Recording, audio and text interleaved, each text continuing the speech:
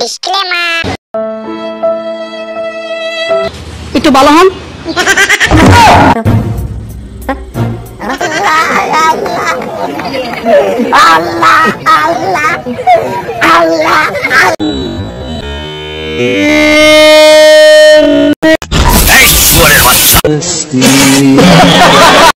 নমস্কার। নমস্কার, কেমন আছো তোমরা সবাই? আমি ভালো আছি। আজকের এই ভিডিওটা বাংলাদেশের কিছু কিছু লুঙ্গি বাহিনীদেরকে নিয়ে, আর এই ভিডিওতে একটু গালমন্দ আছে বস, তোমরা কেউ কিছু মনে করো না। আর বাচ্চারা, তোমরা ভিডিওটা পুরো স্কিপ করে দাও, এই ভিডিওটা তোমাদের জন্য নয়। ভারত পাকিস্তান যুদ্ধ হওয়ার পর থেকে বাংলাদেশের লুঙ্গি বাহিনী সোশ্যাল মিডিয়ায় এসে নানা রকম মন্তব্য করছে আমাদের ভারতবাসীকে।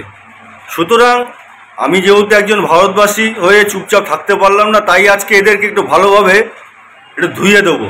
তাহলে চলো আর বেশি দেরি না করে ভিডিওটা শুরু করে দিই। ভারতের দাদাদেরকে বলতে চাই, পাকিস্তানের সাথে যুদ্ধ লাগলে আর মুসলিম জনতা চুপ থাকবে না। হয়তো আমরা ফিলিস্তিনে যাইতে পারি নাই, কারণ ফিলিস্তিনে যাওয়ার আমাদের ভিসা ছিল না। ফিলিস্তিনে যাওয়ার ভিসা ছিল না, নাকি লুঙ্গির নিচে দুটো বিচি ছিল না? দেখতো এই বিচি দুটো নাকি, এখানে দুটো বিচি আছে, একটা পাকিস্তানের বিচি, একটা হচ্ছে বাংলাদেশের বিচি। এই দুটোর মধ্যে কোন বিচিটা তোর?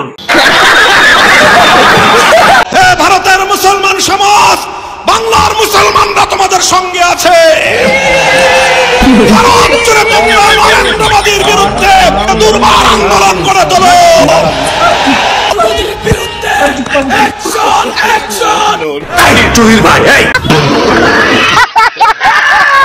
বাংলাদেশের ভন্ডা হুজুর থোবনার নিচে দাড়ি আর মাথায় টুপি ভারতবর্ষকে নিয়ে বেশি মাতামাতি করে। সকাল হলে শালা কি খাবে তার কোনো গ্যারান্টি নেই।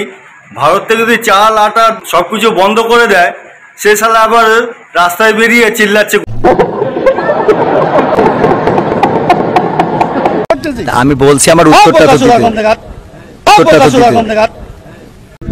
কোন জায়গায় কি বলতে জানি যাই, পুকাতে কি লেগে বলে জানি যাই। কম লাগা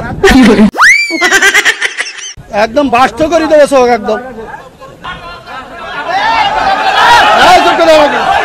আপনি একজন চেয়ারম্যান, বাংলাদেশে অসংখ্য চেয়ারম্যান আছে না নাই? তো সব চেয়ারম্যান কি একই সুরে কথা বলে? বলেন, চেয়ারম্যান ইসলামের মধ্যে ভেদাভেদ হবে কেন? চেয়ারম্যানই করে এক জিনিস আর ইসলাম এক জিনিস। এই ভন্ডা হুজুরকে আচ্ছা মতন একদম লুঙ্গি তুলে কাকা একদম চুলকে দিয়েছে। প্রত্যেকটা ধর্মীয় সভায় ধর্মীয় আলোচনা না করে শুধু চুলকানিয়া কথাবার্তা বলবে, উস্কানিমূলক কথাবার্তা বলবে, যার জন্য তো আজকে সাধারণ জনগণ বাংলাদেশের ইসলামের ধর্ম সম্বন্ধে অনেকেই জ্ঞান হারা। আর এই টুপিওয়ালা দাড়িওয়ালার বিরুদ্ধে কথাই কওয়া যায় না ভাই। এক ভাই এক চাচাকে প্রশ্ন করছে, শেষ নবী যে আছে তার নাম কি? তার উত্তরে সে কি বললো? শেষ নবী আছে, ওনার তো একটা নাম আছে নাকি?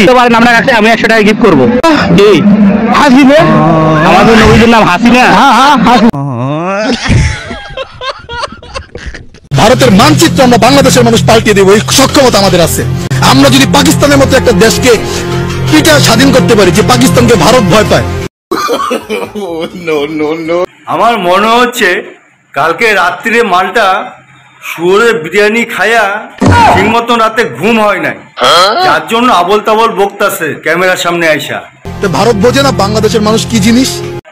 বাংলাদেশ কি জিনিস সারা বিশ্বই দেখেছে, যে তোরা কিভাবে আপার ব্রা নিয়ে লাফালাফি করছিলি।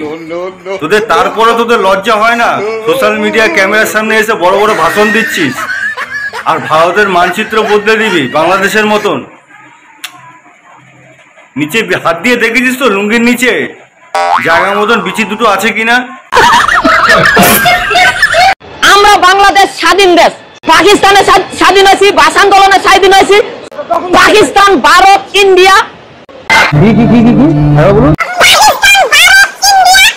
ওই আমেরিকা কারো দালালি করার জন্য না।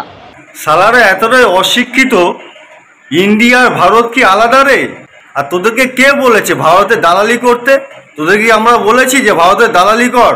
আরে পাকিস্তানে দালালি কর, তা না হলে কি হবে, আগামী ভবিষ্যতে তোদের বংশ বৃদ্ধি হবে না। মারো হামকো জিন্দা মত ছোড়ো সালো। 6 ঘন্টার ভিতর ভারত দখল করতে পারি। তো আমরা মুসলিম শান্তির ধর্ম, এই জন্য আমরা বেশি কিছু বলি না। 6 ঘন্টার মধ্যে ভারত দখল করে নেবে। শান্তির ছেলে, ওর আশেপাশে কেউ আছে? ওর মুখে গিয়ে একটু হেগে দাও তো। তোমাদের ভারত কিন্তু 14 টুকরো হয়ে যাবে বলছি আমি। তোর ডাইস দেখে তো মনে হচ্ছে না তুই বাংলাদেশের মাল, আমার মনে হচ্ছে তুই বাংলাদেশ আর চায়নার প্রোডাকশন মাল, কেন তোর মুখের কাটিংটাই ঠিক ওরকম।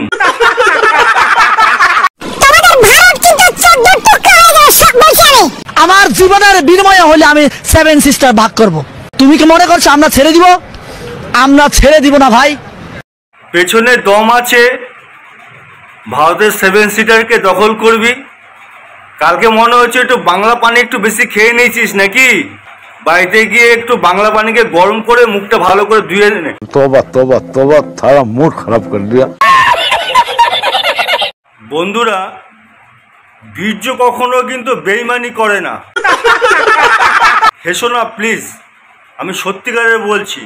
1971 সালে পাকিস্তান যে বীর্য ফেলে দিয়ে গেছিল বাংলাদেশের মাটিতে, তার প্রতিফলন এবং তারা নিজে মুখে স্বীকার করছে। আমরা বাঙালি তো পাকিস্তানের ভিতরে না, পূর্ব পাকিস্তান তো বাংলাদেশের ভিতরে, এই কারণে পাকিস্তান সাপোর্ট করি। চাচা চোলা আব্দুল নাম্বার 1, তার মুখ থেকে বন্ধুরা তোমরা শুনে নিলে। আরেকটা আছে নাম্বার 2, সেও চাচা ছোলা আব্দুল, এবার তার মুখ থেকে একটু শুনে নাও।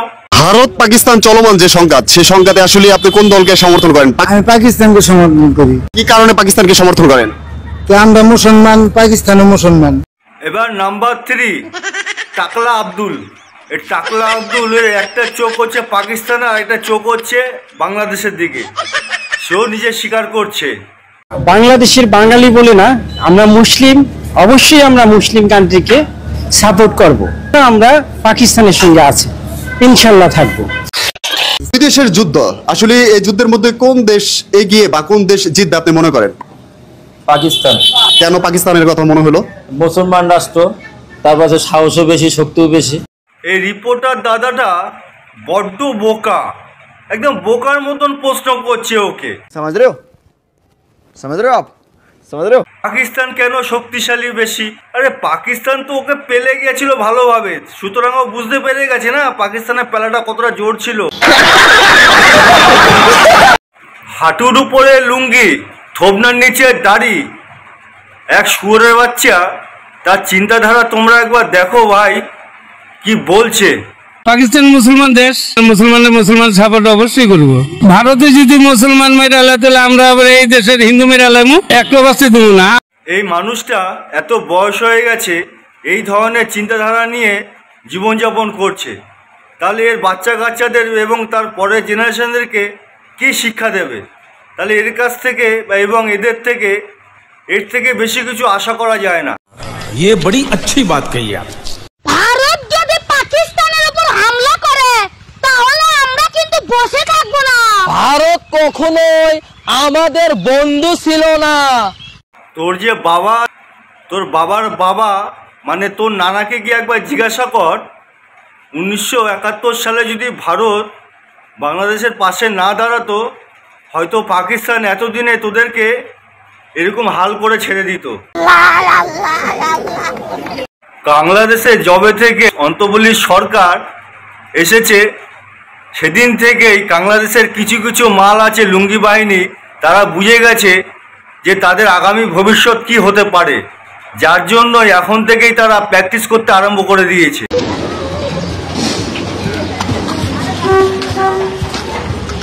এইভাবে তাহলে প্রতারণা করেন, একটু ভালো হন।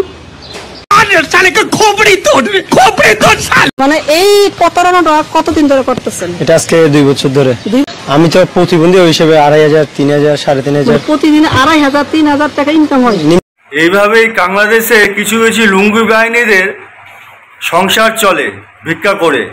তারা আবার সোশ্যাল মিডিয়াতে এসে ভারত দখলের কথা বলে।